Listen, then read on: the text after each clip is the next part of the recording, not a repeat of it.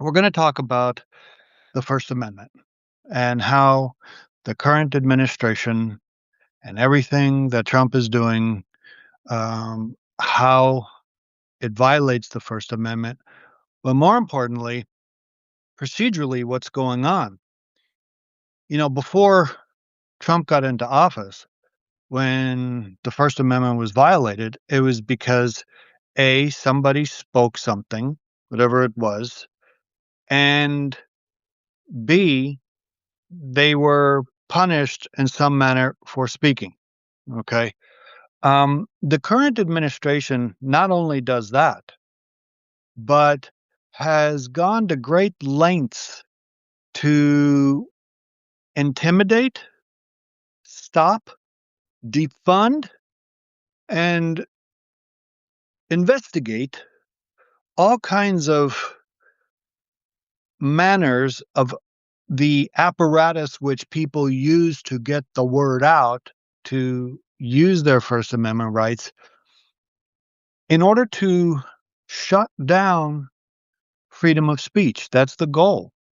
Okay.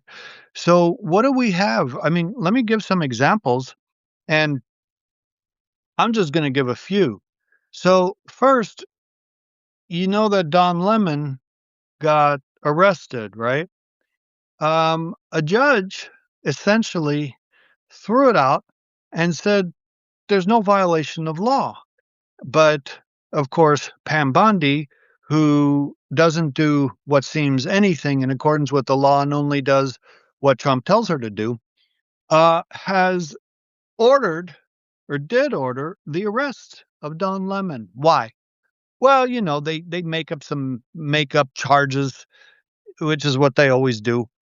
Um, but Don Lemon was covering an event. I mean, that's it. And it was an event that the administration didn't like. So what do? They arrest him. So what does that do? Okay. What does an arrest of a journalist do? Well, it sends a chilling effect to other journalists. It has them start questioning, well, if I speak against Trump, am I going to get arrested? That's what they're thinking.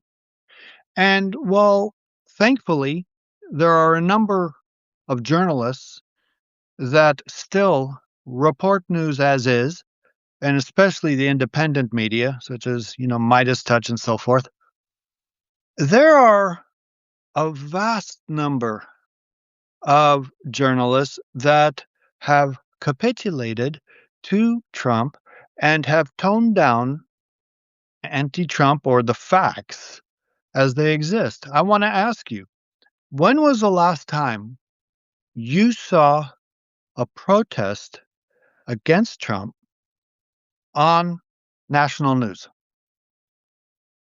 I bet you're thinking, and I bet you can't think of or remember when the last time was, yet there have been multiple protests against Trump, against ICE, against the administration, and it's not covered. It's not covered by ABC, not covered by CBS, not covered by NBC.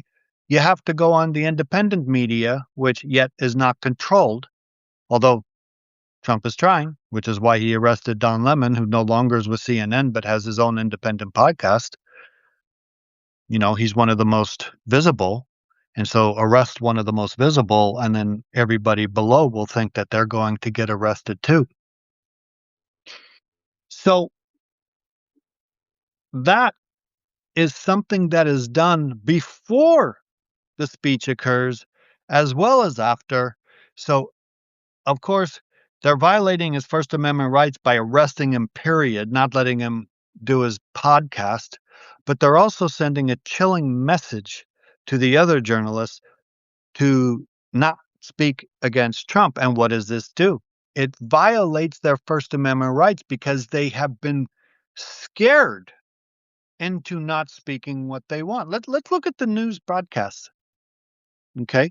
You have the chairman of the FCC who, is basically aligned with Trump and doing everything possible to intimidate, say that they're going to investigate violations of the airwaves and so forth by ABC, CBS, NBC.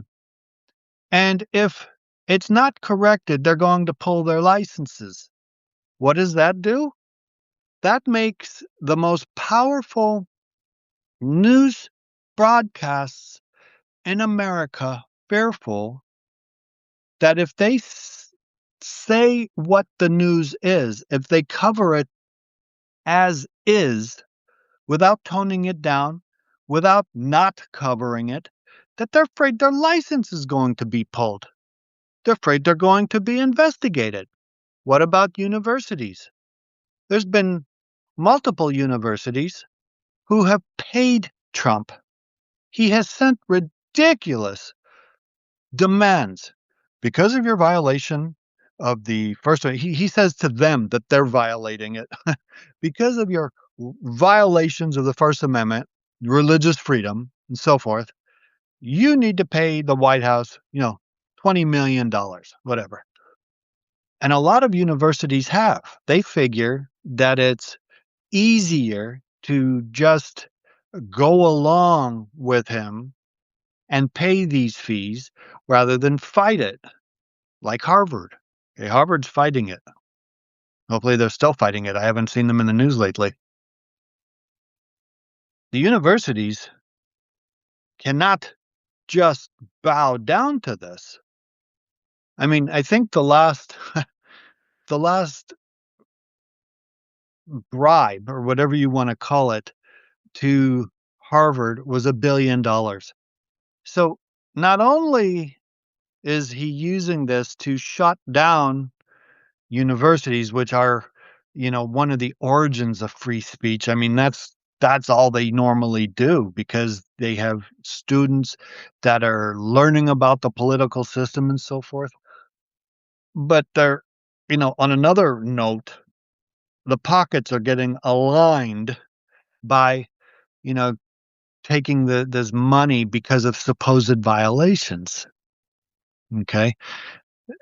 The universities have to stick up for the First Amendment rights. They have to fight it because what's happening? Well, one university caves, then another university caves, then another university caves, and pretty soon you have the majority of universities caving to this, giving the illusion that Trump was correct in saying that they violated the law.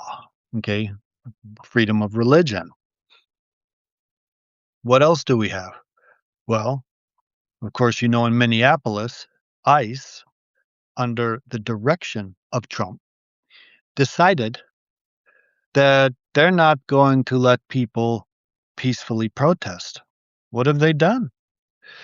They've dragged people out, women by the hair, dragged them on the street. They've gassed children with tear gas. I mean, I'm not making this stuff up. And of course, they've killed 2 US citizens. Why? Because they were protesting, peacefully protesting. What does that do? I mean, obviously, it stops them from protesting anymore, from using their First Amendment rights, but it intimidates other people who are afraid, deathly afraid to protest. So when ICE comes with their warrantless searches, we're violating First Amendment, Second Amendment, Fourth Amendment, Fifth Amendment, Sixth Amendment. I mean, I could go on. What does it do? A whole lot of people are just afraid to go out and voice their opinion now. They have been chilled into silence. That is a violation of their First Amendment rights.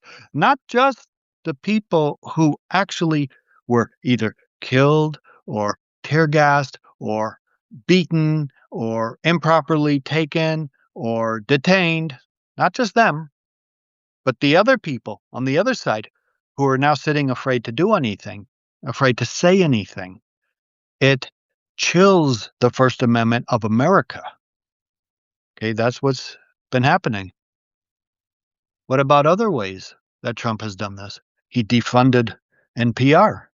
He defunded the public broadcasting system. Why? Because he says they don't they don't report news in an unbiased manner, when the reality is they reported news in the most unbiased manner.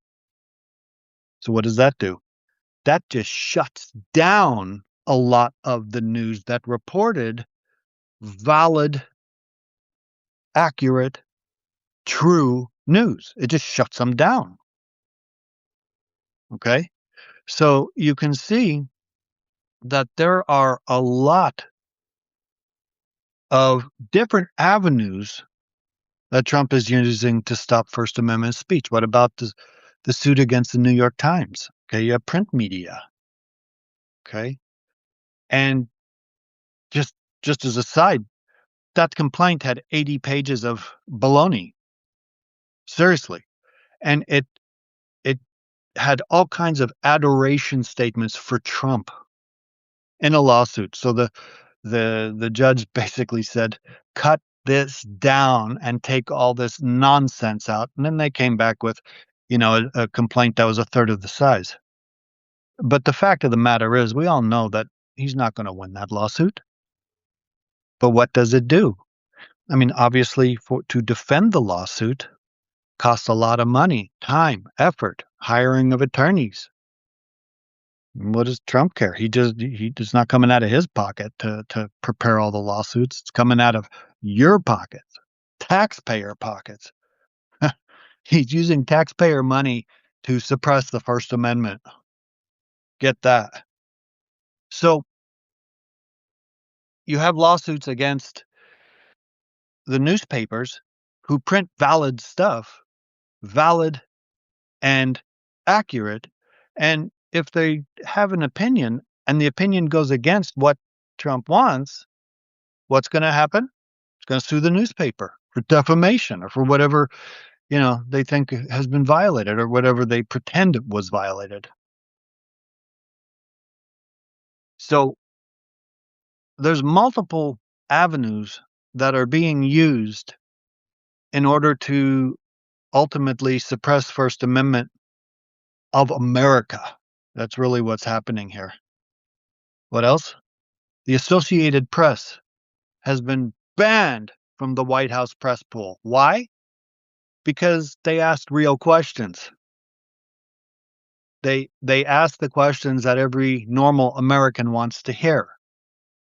Not this, we're going to kiss up to Trump and not give any hard questions type situation. So the real press at the news conferences, they're gone. They're banned from coming in.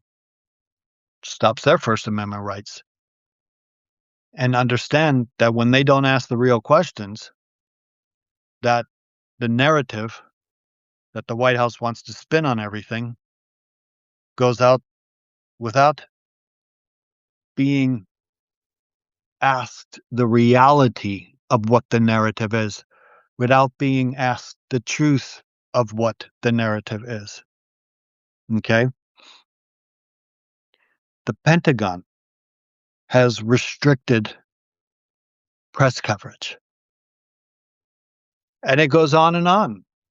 You can see that all of these avenues are taken to try to suppress, and not try, they're successfully suppressing First Amendment rights.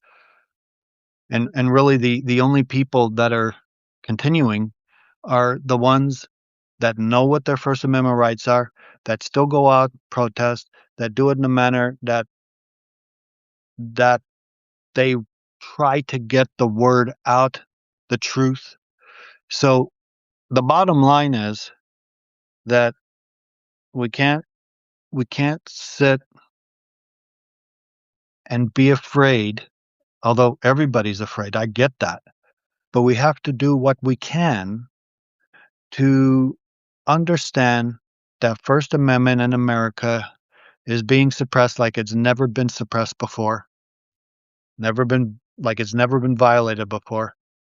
We have to find ways to get the truth out so that it doesn't stand, so that the fascist regime doesn't continue as is.